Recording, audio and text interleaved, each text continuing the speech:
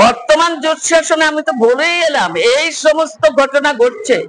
খুন, সন্ত্রাস, অপহরণ, ধর্ষণ করে খুন, 7 বছরের নাবালিকা থেকে শুরু করে 7 বছরের শিশু থেকে শুরু করে বৃদ্ধা পর্যন্ত এদের হাতে রেহাই পাচ্ছে না। এর একটা মাত্রই কারণ হচ্ছে সমৃদ্ধ ত্রিপুরা।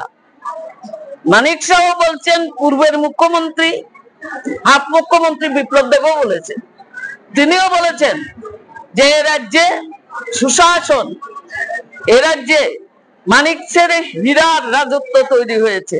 কিন্তু আমরা হীরার রাজত্বে দেখলাম নারীদের ইজ্জত ধুলায় লুণ্ঠিত হচ্ছে, নারীদের কোনো ইজ্জত নেই, কোনো নিরাপত্তা নেই।